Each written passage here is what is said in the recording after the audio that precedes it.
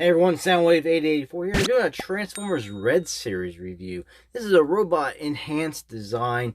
This figure is probably about a year and a half old. I actually opened it when I got it a year and a half ago. Meant to review it. It's been sitting up actually on my review table for the entire time. He just lays here on the sides where you can't really see him. So these are the modern day Action Masters from Hasbro. Now Super 7 makes, the Ultimates, and those are like Action Masters too because they don't transform. They're just a action figure with lots of accessories. Same goes for these here from Hasbro, a part of the Red series. You can see here we got the Galvatron artwork on the front. Transformers the movie. Turn to the side. More of the artwork. I do like the little shedding aspect there on the from the back. It shows off his accessories and things he comes with. He comes with the Matrix on the chain. He got his cannon. His cannon. We got some blast effects, and I think I said the Matrix. So we turn, and it also has this backdrop. Turn here and it shows actually all of them. Two different blast effects, Matrix, and 4 sets of hands, plus the backdrop. So let's take a look at everything. So here's the Galvatron figure. This is pretty much just an action figure. It's in the vein of Marvel Legends and Star Wars, G.I. Joe, stuff like that. I will say the articulation of these, while they have the points, you don't get as much as you would with the others because they are built a bit wider, and so things will get in the way of some of the articulation. So we'll just go over that real fast. You get the head up, down, side to side, 360 it all the way around. You do get a 360 waist swivel, a nap crunch. You get shoulders to there,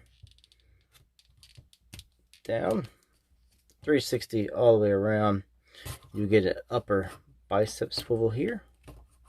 Can't really go that way because this back piece here will hit his back, but you can turn it inward. And elbows, you get double jointed, it seems. Let's see. Yeah. You get that joint there, and then you can bend it so you can get a good elbow bend here.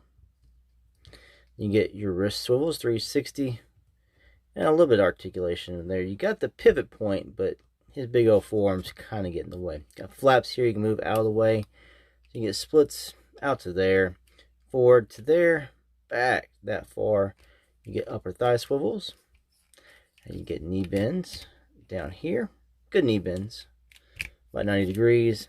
Ankles, slight tilt. You can rock them back, and you should get some articulation forward, but I don't want to move it too far. I don't want to force anything.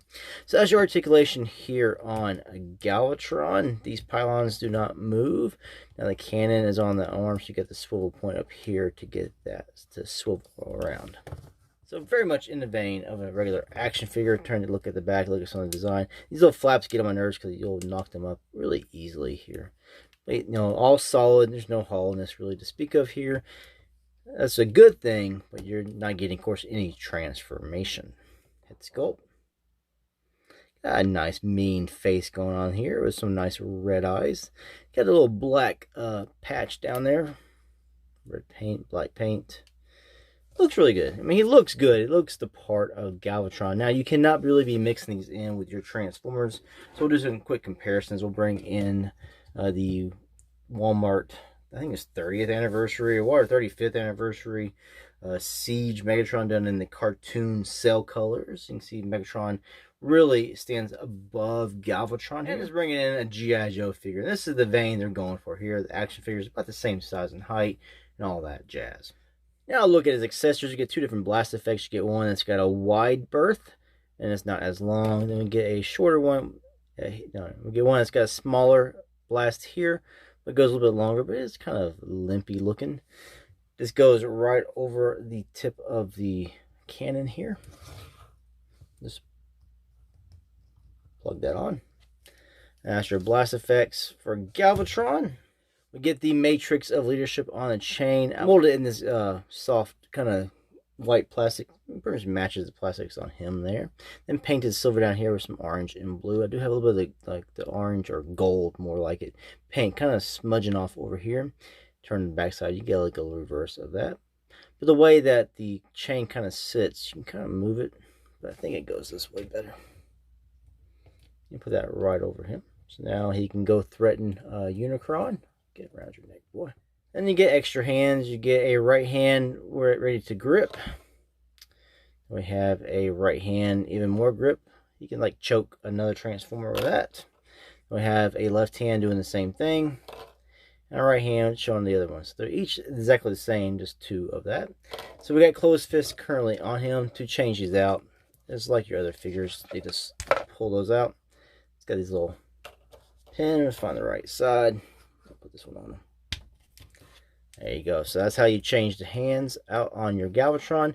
Now, if you had like an Energon cube or something, or here, like Magnus dies, the Matrix falls. Now he can actually hold the Matrix of leadership in his hand. Another thing you get here is this background effect. Is translucent plastic. You can see him through that. Has these little molded stands on the bottom. I just wish it was taller because it's very short here. You need to have it like above him. But you could always like take a picture of this and then take a picture of him separately and then just Photoshop him into the frame, so you'll have a bigger backdrop of this here. Oh, Galvatron. So that's the whole point of that. You can do the whole, when he gets rebirthed into Galvatron scene with that there in the background. I would show him off with more Red Series figures, but I actually can't find my other Red Series. I must have put them up in a box somewhere. Now I can see why these didn't sell that well and why the line isn't around anymore. It's because these cost the same amount as a deluxe class Transformer. And these are almost the height of a Voyager class. They're slightly taller than deluxe, almost Voyager, but they are the same price as a deluxe class Transformer.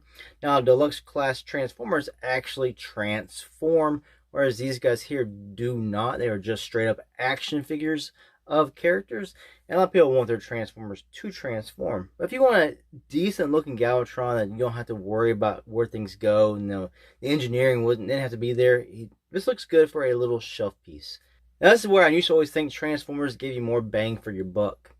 For the same price as an action figure, you could get something that gave you 2 modes. You had a robot and a vehicle.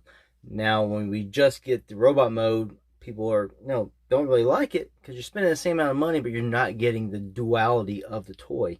And people wanting what a normal Transformer would do pretty much hurts this kind of line. This is really just a niche line. Somebody who's looking for a good shelf piece or a good representation of the robot mode for a character. And I think the Galvatron here does deliver on that. It is a good looking Galvatron. Now for the price, you do get some accessories. You get 2 blast effects, 4 extra hands, and the Matrix leadership plus the background there. So you don't just get just a figure and say it's just 2 little things. You get the figure, a backdrop, and like 5 or 6 little things. So that's better than nothing. So instead of transforming, we just get a few more accessories than some like G.I. Joes or something get at the same price point. Anyway, Red Series Galvatron, do you own him? What do you think of him? You can let me know down in the comments below. If you don't, you can let me know what you think of it down in the comments below. I think it's a wonderful action figure, but it still is a letdown overall just for the sheer fact of the articulation not really giving you what you're wanting. I do like the ab crunch on the guy, and he does pose fairly well, but he does fall over a lot even though he has those big ass feet down there. Thanks for watching. Until the next ones. Peace out.